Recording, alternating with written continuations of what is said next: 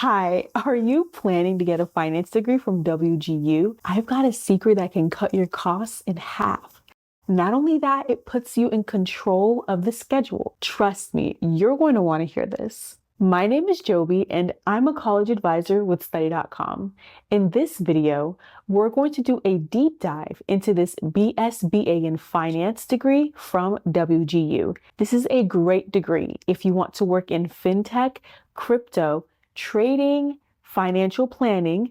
There are a ton of great careers, loads of tech jobs, banks, wealth management, Wall Street, you name it. Here, I'll explain every course WGU requires, and I'll go line by line through a degree plan that you can use. It's linked in the description. For a bunch of courses, you have choices. I'll give you all of my recommendations and tips for what you should do. Stick around to the end and I'll break down exactly how to save over $8,000 on this degree. Ready? Let's get into it.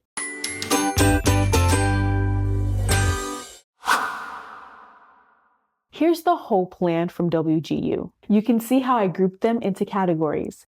They also have a recommended sequence. It's in the program guide PDF on their site.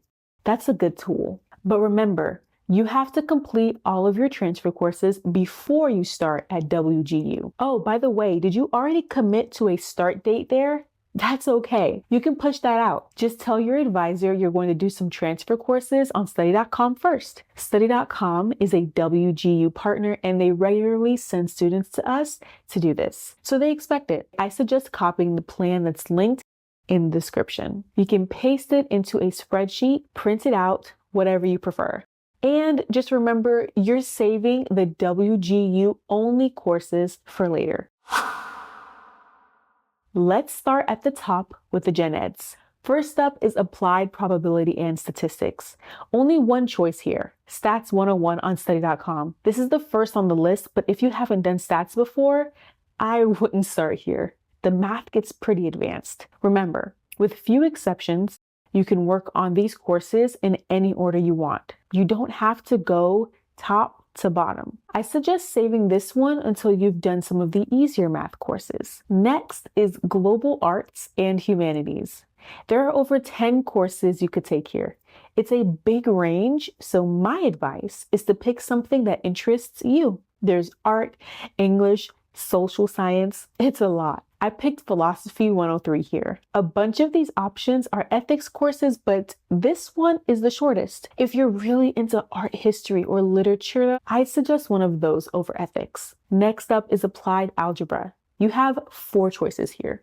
I suggest Math 101 simply because it's the lowest level math course. If you're comfortable with pre-calc or calculus, you can definitely take those. But if you just want to knock out this requirement, I recommend Math 101. Next is U.S. History, Stories of American Democracy. You can do U.S. History 1 or U.S. History 2.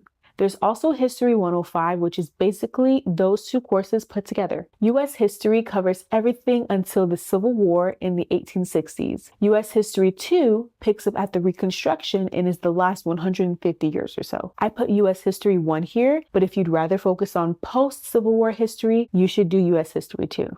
Next is integrated physical sciences. You have a ton of choices here. Basically, you need to pick a science course. Pick one that interests you. I put Intro to Meteorology here because it's relatively short, and maybe you're rusty with chemistry or physics, but you probably know things about the weather. It's raining options, but the sun is shining on this one. Next up, composition.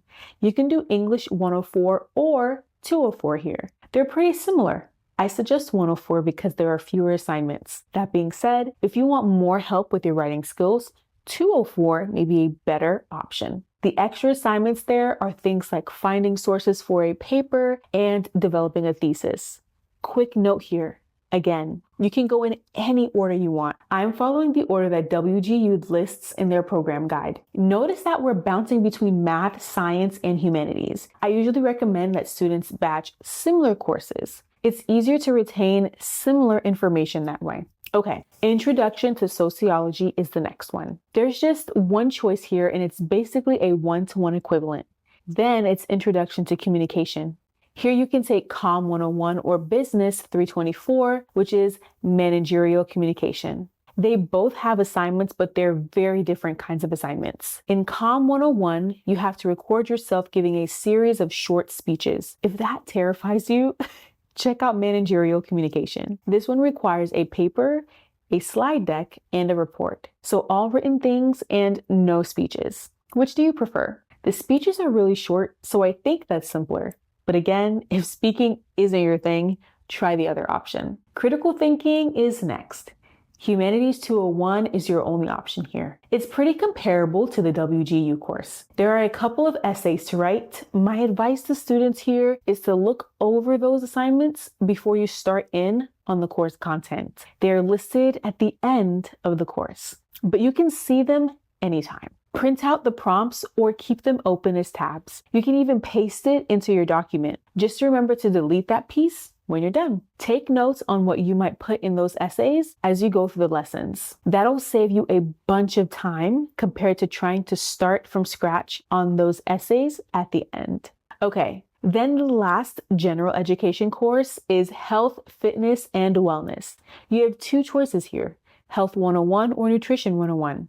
Both of these courses cover a lot of ground. I recommend Health 101 though. Nutrition involves a lot of memorization of similar sounding terms. Students who take that course have told me it's hard because of that. Health 101 covers everything from the benefits of exercise to autoimmune diseases. Between these two, it's the one to do.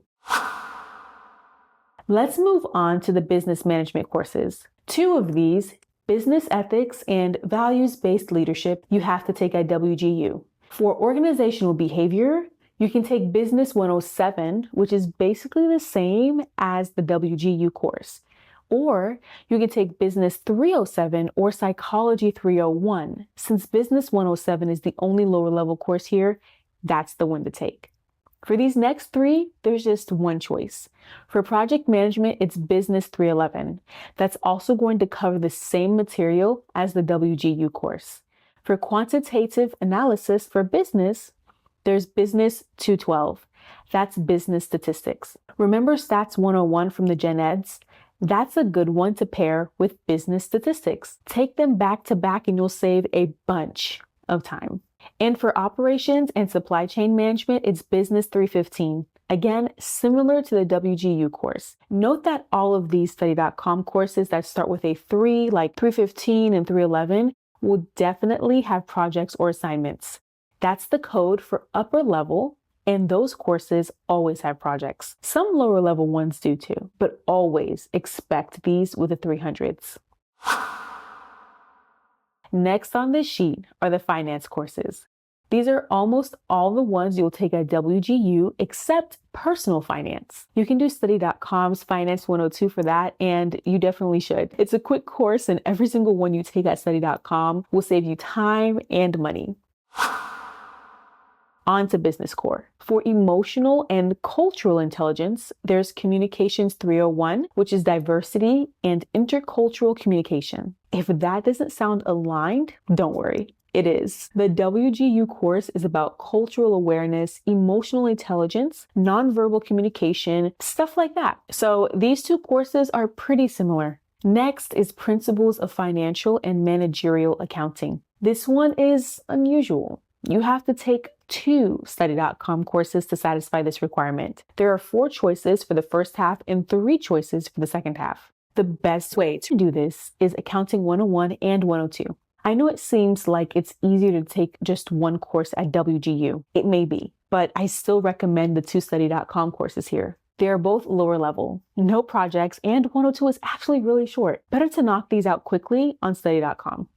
Next up is Principles of Economics. You can do microeconomics or macroeconomics on study.com. This is really a personal choice. You'll hear people say micro is easier and others say macro is easier. One may just click with you better. Do that one. If they seem the same, I suggest micro. A lot of my students who take both say that micro helped them understand macro better, so that's why I'm suggesting micro here. Concepts in marketing, sales, and customer contact is next. Only one choice here. Business 102, which is a general marketing course. Then for innovative and strategic thinking, study.com doesn't have a course for this. So take that one at WGU. Next is managing in a global business environment. You can do business 120 or 308 here. 120 is international business. That's more equivalent lower level course. Do that one for sure. Then there's fundamentals for success in business. You can do business 100 or business 121. 100 is a general overview of business. 121 is all about entrepreneurship. Both are good options. I'm suggesting 100 here since it's a little more general. But if you're enthusiastic about starting a business, check out 121. Next is Business Environment Applications 1 and 2. You can knock these out with Business 103, which is an intro to business law, and Business 312, which is an advanced operations management. 312 has a couple of projects, but they're pretty short. Even though these two courses align to the pair at WGU, the study.com courses aren't really overlapping. So you don't need to take these two back to back. And next is fundamentals of spreadsheets and data presentations. Take this at WGU. Then there's finance skills for managers. You can do finance 101 on study.com, or you can do 104 or 301. Let's pause here for a second. If you're new to the finance field, Finance 101 may be a great first course to take ahead of all the other ones we've talked about. It's a good introduction to the field. It's broad and high level. This is a good way to make sure this is the right major and career for you. So maybe start your journey here. If you're already pretty knowledgeable about finance, this course will go pretty quickly for you. I want to note that Finance 104 is actually a shorter course. It's more focused on finance for managers. So it's also really relevant and good to consider. But I'm putting 101 here since it's useful for the degree as a whole. Next is Principles of Management. Study.com has a course that's basically the same, Business 101. This one has a decent amount of terms and memorization. Remember that almost all of these courses come with flashcards. Those are great for keeping track of all the terminology. Last in this section is Information Technology Management Essentials. You can take Business 303 here.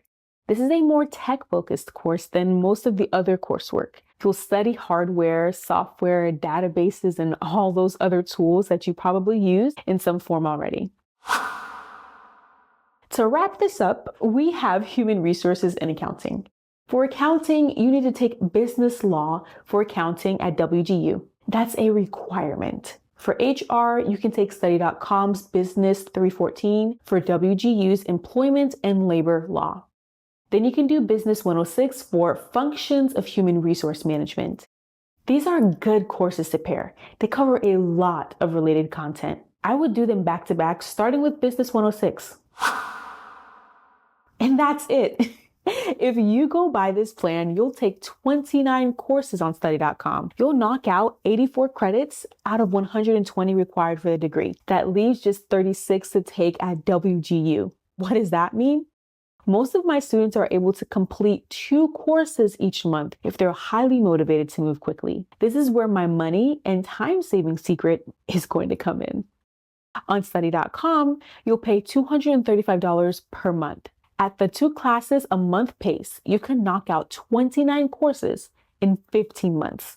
That'll cost you $3,525. For the remaining 12 courses that you'll need to take at WGU, continuing to take 2 a month means you can finish those in 6 months. And a 6-month term at WGU costs $3,955. And that's the entire degree. You're finishing the entire bachelor's degree program in less than 2 years, and you're doing it for a total of $7,480. You heard me right. That is a full bachelor's degree for under $8,000. Keep in mind that at WGU, you'll pay in 6-month terms, not per course. So if you need a 7th month, you'll have to pay another 6-month term. But you can definitely do 12 courses in 6 months. It pays to follow this plan. Doing all 40 courses at WGU at 2 per month would take you about the same time, but you'd have to pay for 4 6-month terms. That's $15,820. That's still a pretty reasonable cost for a bachelor's degree, but you're saving more than half the cost by transferring in all that study.com credit. It'll save you $8,340.